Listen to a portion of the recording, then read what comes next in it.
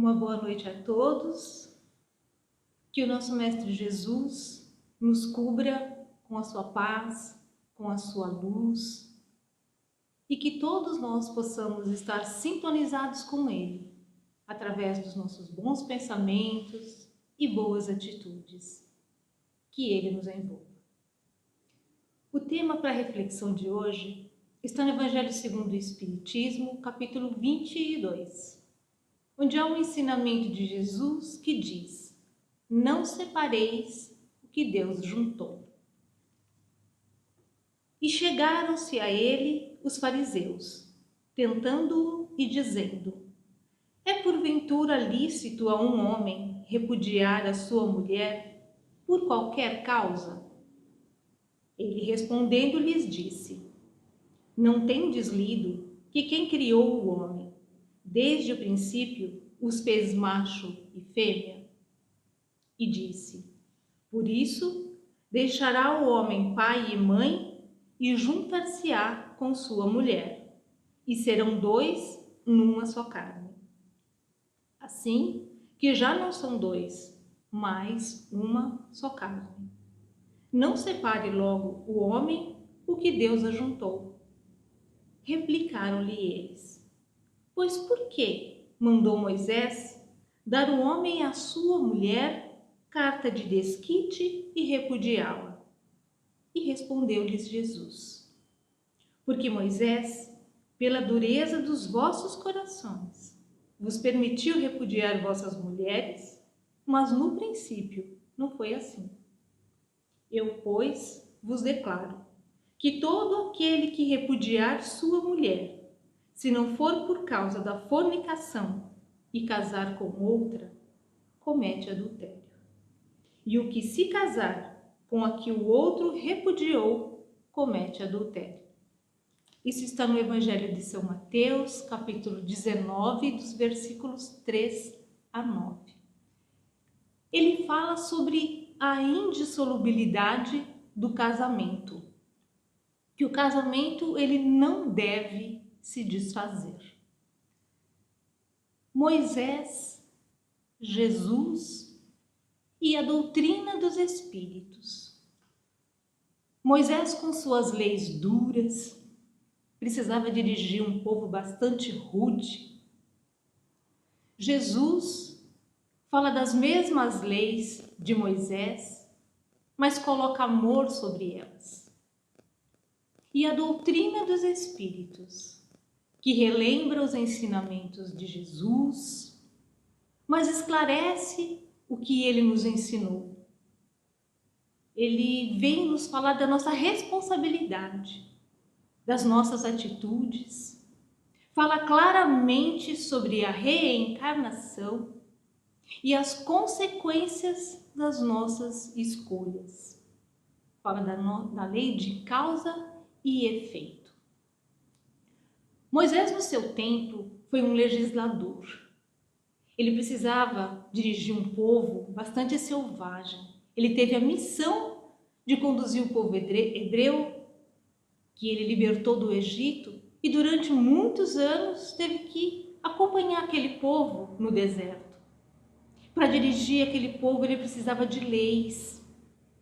E a providência divina manda, através da mediunidade de Moisés para a humanidade, os 10 mandamentos, são leis morais divinas que mostram para o homem que ele tem deveres para com Deus e para com o seu próximo. Mas também Moisés precisava de leis humanas, que punissem aqueles que não obedecessem às leis. Então Moisés coloca lá a lei de talião, que é o olho por olho, dente por dente, e também tinha uma outra lei para crimes, os crimes mais bárbaros, que era a lapidação, o apedrejamento. Então quem cometesse o adultério na época podia ser apedrejado. Na verdade, mais era a mulher, que era mais frágil. A poligamia era muito comum nessa época. Os homens ricos tinham quantas mulheres, quantas esposas eles pudessem comprar. E as esposas, os filhos, eram praticamente posses para esses homens.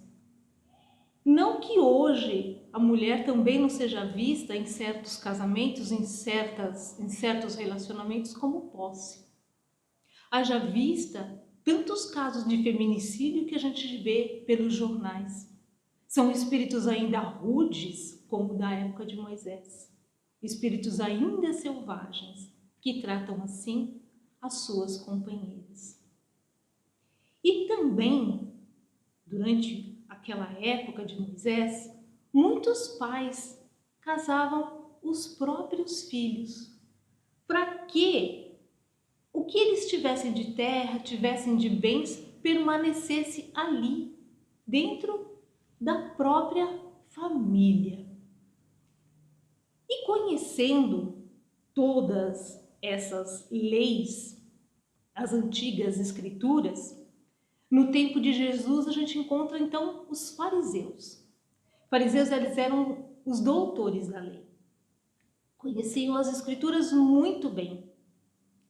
Jesus se referia a eles como sepulcros caiados, que conheciam todas as escrituras, mas não praticavam. Então eram bem arrumadinhos, pintadinhos por fora e carregavam uma grande podridão. E eles passavam o tempo todo tentando Jesus. Eles queriam pegar Jesus em contradição em relação às leis mosaicas. E eles queriam mesmo era pegar Jesus em ciladas.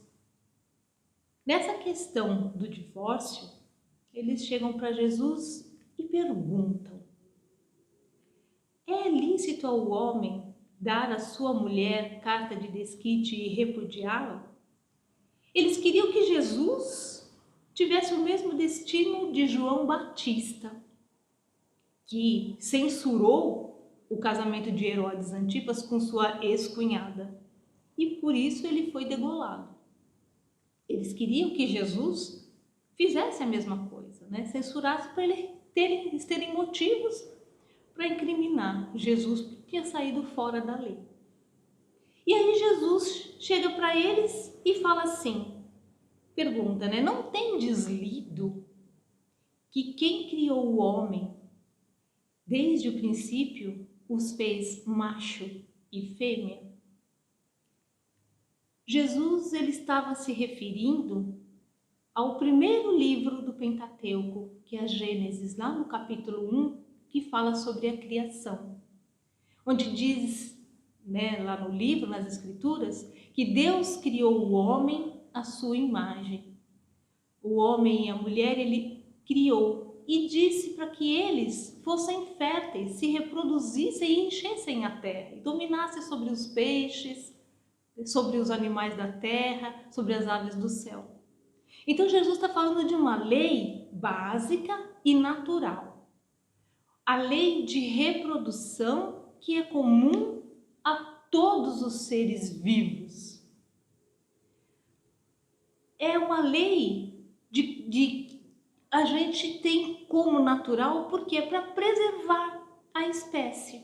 Então Deus colocou essa lei natural e básica para todos os seres. Só que nós, os seres humanos, dotados de inteligência, nós sabemos que essa lei não é só uma lei básica e natural para satisfazer um instinto e assim trazer ao mundo um novo ser.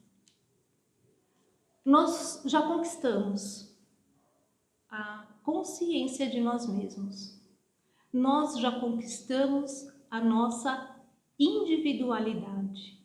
Nós já conquistamos o livre-arbítrio.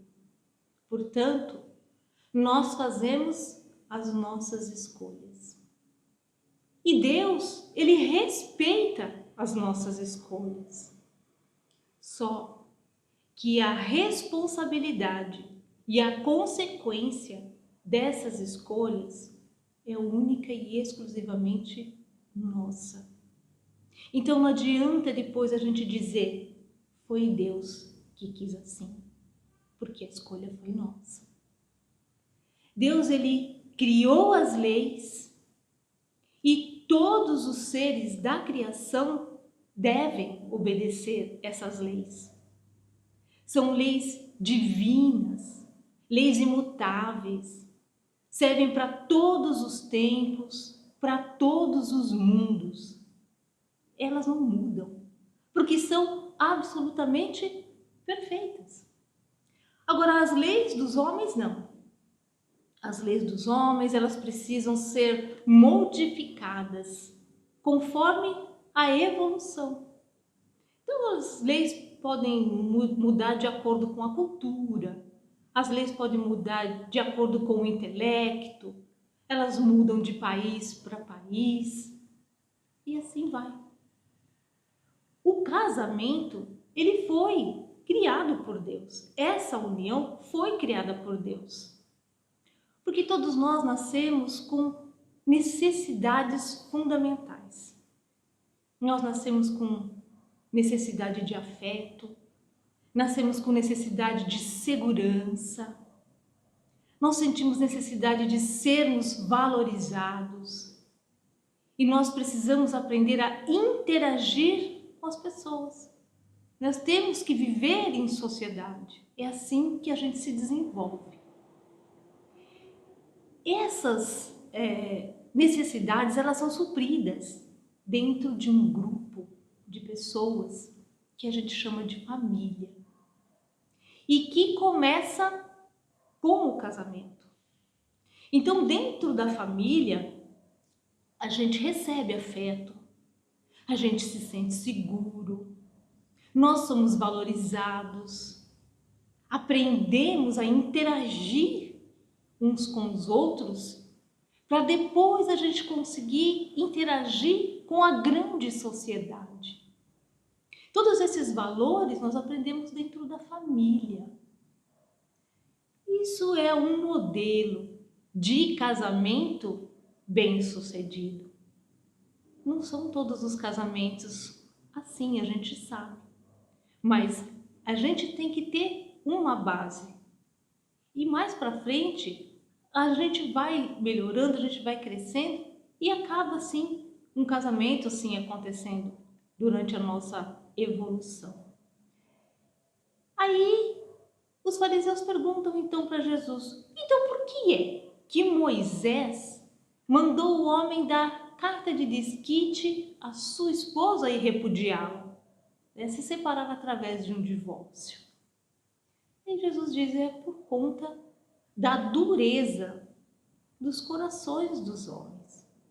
Porque no princípio não era assim. Se as leis de Deus são imutáveis e as dos homens, elas mudam de acordo com o tempo, é porque antes de instituir o divórcio, não tinha necessidade. O homem ainda tinha uma certa moderação. Então, era por isso que antes não tinha o divórcio. Mas as mulheres eram posse. Os homens tinham muitas mulheres. Então, às vezes, ele tinha uma nova mulher e esquecia da outra. E ela ficava lá, infeliz, e não podia ter um outro marido porque cometeria adultério. Então, Moisés coloca essa lei, né? Pode dar carta de divórcio, é uma carta de recomendação, mas que deixa a mulher livre para ser feliz. E na história, quantos casamentos a gente acompanhou, né, na história da humanidade?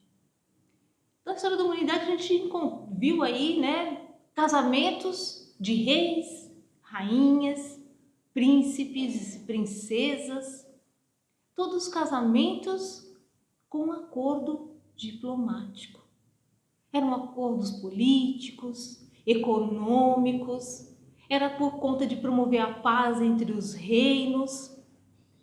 Durante muitos séculos, esses casamentos eles foram realmente arranjados. Não tinha escolha. E isso foi durante muito tempo. até meados do século XI. Lá no século XI, no comecinho, houve um decreto para normatizar os costumes da Igreja Católica. E a partir de então, o consentimento dos cônjuges, né, a livre e espontânea vontade, aí sim, ela era fundamental, foi, né, fundamental para que o casamento então se realizasse. E lá em Roma, os primeiros casamentos, né, aconteceram, os casamentos de direito, onde os cônjuges é que diziam se realmente queriam se casar por livre e espontânea vontade. E o matrimônio, então, ele durante muito tempo foi muito mais importante a estabilização social do que realmente o amor entre os dois.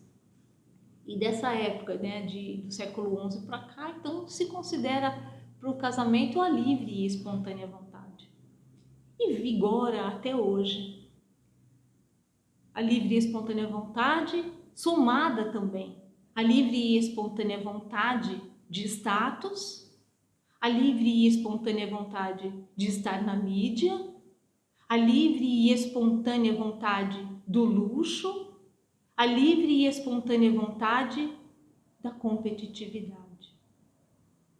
Todas essas vontades, infelizmente, ainda fazem parte de uma grande parte dos matrimônios. Então, enquanto dura os interesses materiais, né, nesse relacionamento, enquanto está tudo bem quanto a esses interesses, quando a situação financeira ela está muito bem, aí as pessoas dizem que o casamento é feliz, que o casamento é harmonioso. Mas ao lado dessa lei material, a lei de atração entre os dois sexos, que é uma atração física, é uma lei, né, essa de atração física entre os dois seres, é uma lei natural, uma lei básica, uma lei divina também. Mas ao lado dela, né, tem uma outra lei e é muito mais importante, está acima de todas, que é a lei do amor. Tão imutável quanto todas as outras leis divinas. Porque quis Deus que o homem se unisse não só pelos laços físicos, mas também pelos laços da alma. Todo relacionamento entre dois seres, eu digo relacionamento, sejam eles quais forem, todo tipo de relacionamento entre duas pessoas deve ter como base o amor. Porque se não tiver amor, essa união se desfaz. Quem é casado sabe. Se com amor já é difícil superar as dificuldades, sem amor então, não é? E tem muitas pessoas que acham o casamento ou um relacionamento uma coisa fortuita. Pode ser fortuita aos nossos olhos. Mas qualquer relacionamento que a gente tenha com uma outra pessoa, ele vai criar um vínculo. E esse vínculo tem que ser bem resolvido. Porque senão a gente cria, né, um laço e uma responsabilidade perante o universo. Dentro da doutrina espírita, a gente estuda o Evangelho, o Livro dos Espíritos, a Gênese, né? A gente lê todos os outros livros da codificação. Tem outras literaturas que a gente também vai estudando. E tem um escritor espírita, Martins Peralva. Ele tem um livro chamado Estudando a Mediunidade. Nesse livro, ele classifica os tipos de casamento que a gente encontra aqui no planeta. Porque nós somos seres em evolução. Então, cada um está num estágio evolutivo. O casamento também tem esse estágio de evolução. Então, Martins Peralva, ele relaciona, ele classifica, né, esses casamentos assim, que os casamentos podem ser acidentais, que os casamentos podem ser provacionais ou mesmo expiatórios, que eles podem ser sacrificiais, que eles podem ser casamentos afins e também podem ser casamentos transcendentes. Aí eu vou falar um pouquinho de cada um para a gente poder ter a noção de que tipo de casamento é o nosso. Então tem os casamentos por acidente, né? Casamentos acidentais. Casamentos acidentais são aqueles que não foram programados no plano espiritual. Então são os dois seres que se encontram casualmente não, né? Porque não existe acaso. Mas são dois seres que se encontram, se atraem fisicamente. Não precisam ou às vezes não conseguem levar um relacionamento até o fim. Mas existem até casais que, mesmo tendo esse encontro acidental, olhando, né, pelos nossos olhos humanos aqui, que conseguem levar o casamento até o fim. Mas normalmente não, né? São casamentos que duram pouco, porque não foram casamentos programados, são espíritos ainda imaturos, rudes, né? E não conseguem levar um relacionamento até o fim. Esses daí são uma grande parte. E tem até daqueles que estão nesse tipo de relacionamento que fala assim, eu só fiquei com a pessoa. Esse só ficou, você criou um vínculo e uma responsabilidade perante o universo. E também tem um detalhe, se tiver um filho, então, nesse relacionamento que eu só fiquei, a responsabilidade é muito maior.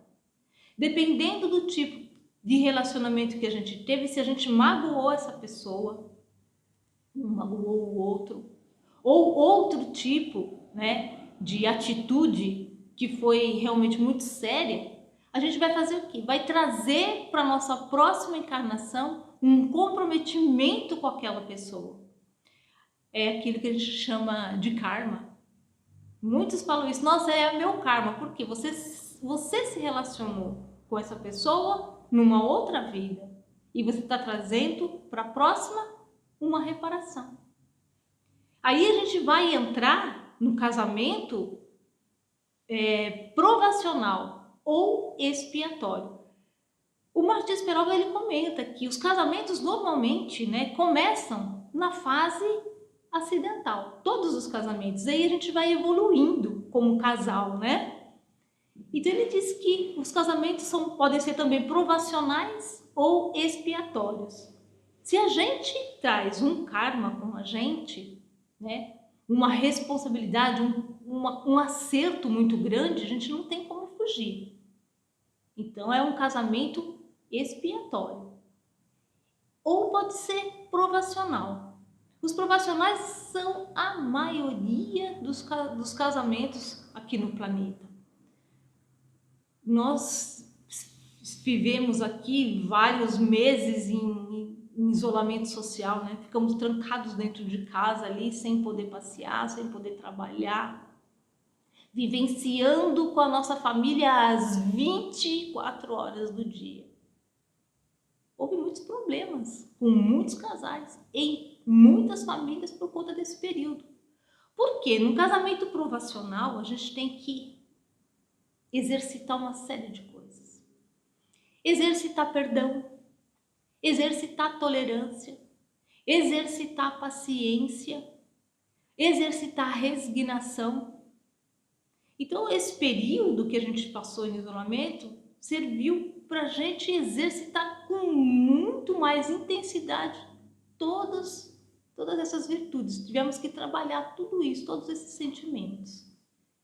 Então, esses casamentos provacionais são a maior parte dos casamentos aqui no nosso planeta.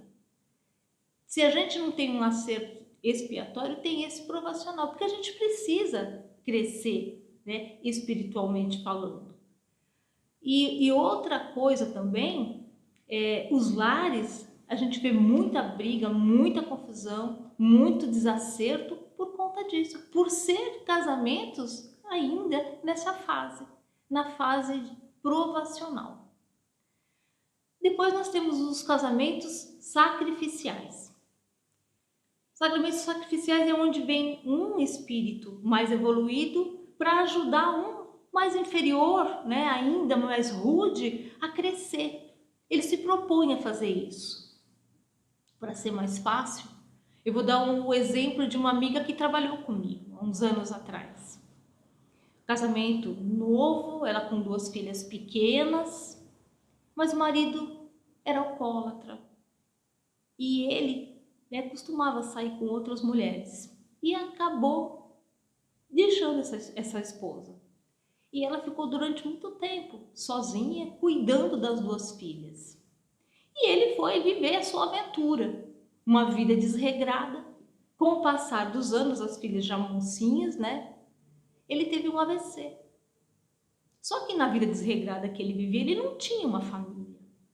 E ele precisou voltar para a casa dela. E ela o acolheu, porque ele não tinha quem cuidasse dele.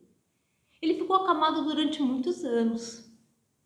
E durante o tempo que ele ficou acamado, teve um momento em que ele perguntou para ela: apesar de tudo o que eu fiz para você, você ainda cuida de mim. Eu não entendo isso. Ela disse que não falou nada. Hoje ele já está ali, já começou a andar um pouquinho, mas ela falou para mim: ele não entende por que eu fiz isso, que eu cuido dele, mas eu entendo. Então é um espírito que veio exatamente para isso, para ajudar aquele outro mais inferior a evoluir. E olha a reflexão dele, né, no momento da doença. Quem sabe já não está mudando aquele coração endurecido. E tem os casamentos afins. Os casamentos afins são aqueles casamentos de espíritos amigos, espíritos que do outro lado já viveram aqui algumas vezes, estão do outro lado se comprometendo a vir, né, a solidificar a sua união. Muitas das vezes ajudam outros espíritos, né, que estão precisando evoluir. E eles ajudam aqueles espíritos a crescerem. É um casamento de fraternidade. É um casal que resolve problemas com facilidade. Nos diz Martins Peralva, e se a gente for analisar, são raros os casamentos assim aqui no planeta. E depois desse, tem os casamentos transcendentes. Esses, então, são muito mais raros. São espíritos que estão bastante evoluídos, são espíritos enobrecidos, são espíritos que vêm com uma missão de ajudar, de alavancar uma sociedade, um país, ou também uma grande massa da humanidade. A gente tem um exemplo que Martins Peralva dá para nós, que é Allan Kardec com a sua esposa Gabriele, Amélie Gabriele. Então, a gente vê, é raro, extremamente raro, mas com certeza foram casais que começaram lá no acidental, no provacional, no sacrificial, no afim, para depois chegar no transcendente. É uma evolução. Para todos nós também é uma evolução. Quando Jesus fala da indissolubilidade do casamento, é porque ele não é que ele estivesse contra a lei, mas ele não incentivou, como a doutrina espírita também não incentiva. Mas por que existe essa lei, então, do divórcio? É para que não haja um débito maior, porque às vezes dentro da família você não consegue conviver. Então, para que não haja uma violência física, não haja um maltrato, liberta a pessoa, deixa ela ser feliz. Vamos deixar isso, né, para uma outra encarnação. mas não vamos, criar mais débitos do que a gente já tem. Se a gente não consegue exercer o perdão, vamos libertar a pessoa para ela ser feliz, e a gente também. É uma lei humana. Mais para frente a gente não vai precisar dessa lei, porque a gente já vai ter crescido, já vai ter entendido, então não vai precisar. Por isso as leis dos homens, elas mudam conforme a necessidade. Eu, fazendo os meus estudos, eu li bastante algumas coisas sobre isso no livro Nosso Lar. Ele fala bastante sobre os casamentos que são programados lá no plano espiritual, e fala dos relacionamentos aqui no nosso planeta. E eles fazem um comentário que é uma coisa que a gente sabe que precisa ter entre o casal, que é o diálogo. Porque quando não tem diálogo, o amor vai minguando. E outra coisa que também precisa ter entre o casal sempre é o respeito. Porque se não tiver nem diálogo e nem respeito, não tem mais casamento.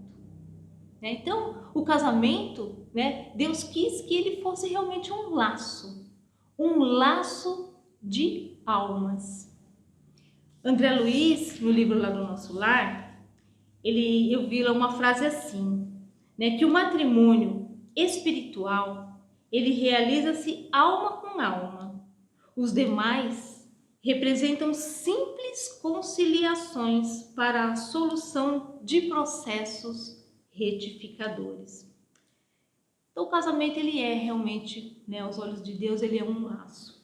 E Mário Quintana diz que o laço, ele não prende, ele não aperta, ele não sufoca, porque quando ele vira nó, ele já deixou de ser um laço. Então, que Jesus possa cobrir de luz e abençoar todos os laços de alma.